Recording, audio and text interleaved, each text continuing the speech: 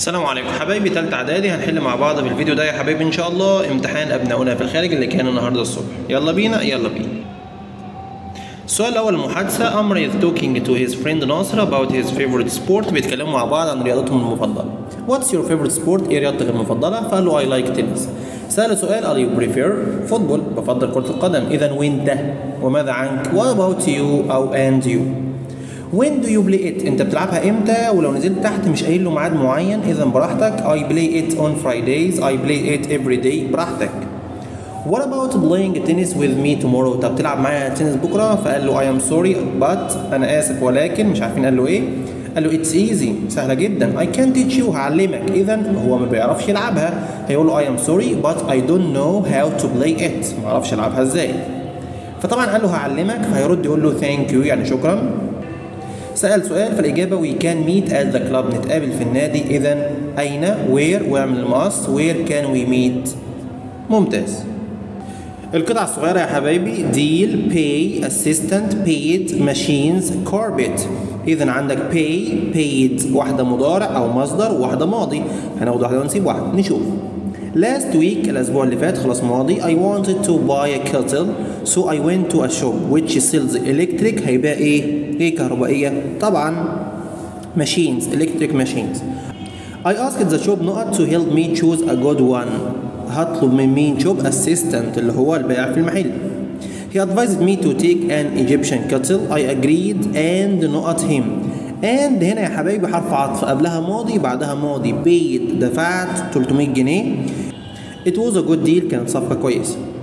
السؤال الثالث يا حبايبي القطعة الكبيرة. لازم قبل ما نحلها نقرا الأسئلة الأول عشان نعرف احنا بندور على ايه وبعد كده نرجع مع بعض نقرا القطعة. يلا بينا.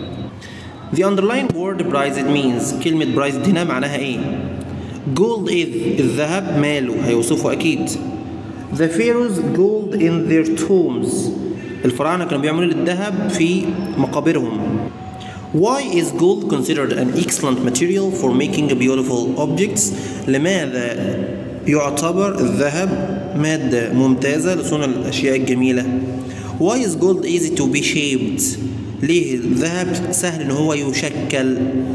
How can goldsmiths make gold harder؟ ازاي الناس اللي بيشتغلوا بالذهب اللي هم الصاغة بيجعلوا الذهب اكثر صلابة؟ Gold is a rare metal. خلاص دي اجابة السؤال رقم 2 تحت اللي هو كان عايز gold is rare. خلاص. With a lovely color هو معدن نادر ولكن بلون مميز او محبوب. It's easy to be shaped سهل ان هو يشكل. هات لي اجابة رقم 5 هي دي. As gold is so soft ان هو ناعم جدا it can be beaten in very thin sheets and it can also be drawn out into very fine wires. Gold is an excellent material for making beautiful objects such as jewelry. ان هو مادة ممتازة جدا في صنع الحاجات الجميلة زي المجوهرات. هيقول لك ليه بعد شوية ايه. The ancient Egyptians prized gold. المصريين القدماء prized هنا معناها الذهب. طب كمل كده. So much جدا that they believed that gold belonged only to their kings. الذهب ده ملك بس الملوك. So they put many gold objects in their pharaohs tombs. كانوا بيضعوا أشياء ذهبية كتيرة في المقابر بتاعتهم. يبقى إذا برايز هنا معناها كانوا بيقيموا الذهب. أوكي. وهنا بيضع الذهب في المقابر معناها يدفن اسمها bury. هنعرف بعد كده في الاختيارات. The Egyptians were very clever goldsmiths as they could beat gold into sheets. إن هم قدروا إن هم يشكلوا الذهب كده.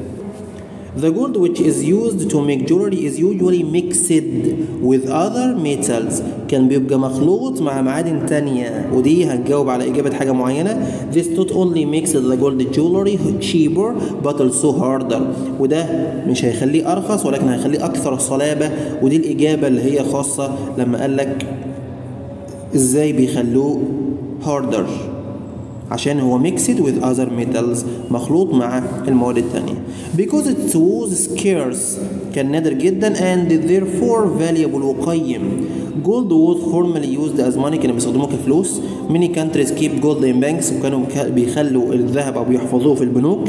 They can change this gold into money وكمان بيغيروا الذهب ده بفلوس by selling it to other countries عن طريق إن هم بيبيعوه لدول مختلفة أو دول تانية. About 2/3 of all the gold in the world is kept in this way. حوالي ثلثي الذهب الموجود في العالم كله كان بيحفظ بهذه الطريقة. Gold is usually buried deep underground، كان بيدفن على عمق بعيد خالص تحت الأرض. It can also be found in rivers and seas. كمان بيقول لك ان الذهب ده ممكن ان هو يوجد في الانهار والبحار. كمل. But it would cost far more money to be extracted than the gold is worth. هو ممكن يكلف فلوس كتير جدا جدا جدا عن طريق ان احنا ممكن نستخرجه تاني اكثر مما يستحق الذهب. القطعة على فكرة حلينا معظم الأسئلة واحنا بنقرا. كلمة برايس قلنا معناها يقيم اللي هي سي valued. جولد از الأخيرة طبعا رير يعني نادر. ذا فيروس كانوا بيعملوا الذهب في المقابر طبعا A period يعني يدفن. 4 و5 و6 جاوبناهم فوق واحنا بنقرا في الأسئلة. الاختيارات is a learning disability which affects reading and writing. طبعا هنا dyslexia اللي هي صعوبة القراءة. It's very important to recycle old paper. معنى recycle معناها reuse يعيد استخدامه. We took a note to cross the Nile. هتعدي النيل ازاي؟ طبعا ferry معدية. We some sandwiches for our dinner. طلبنا سندوتشات للعشاء كدليفر يعني او order اللي هي be ordered. A ولا an is the place where children with no parents live. طبعا an orphanage. An orphanage اللي هو دار ايتام.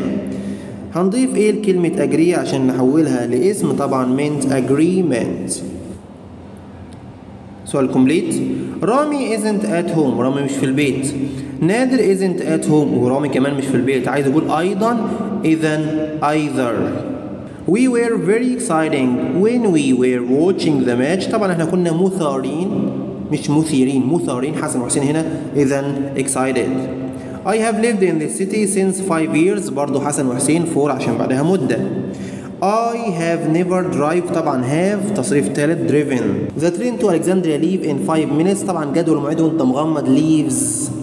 والباراجراف يا حبايبي how to help your city او how to help your community كنا منزلينه في فيديو اهم الباراجرافز. لو ما سمعتوش لازم تسمعوه دلوقتي.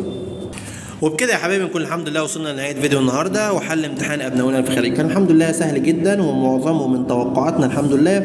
وان شاء الله تباعا اي امتحان او اي محافظه هتمتحن هنعمل بالليل لايف ليها وتاني يوم هنحل الامتحان بتاعها. عشان كده يا ريت يا حبايبي اي حد بيتابع الفيديو ده اكتب تحت الفيديو كومنت محافظتك وامتحان الانجليش بتاعك امتى عشان نعمل لايف نتجمع فيه كلنا. في امان الله والسلام عليكم ورحمه الله وبركاته.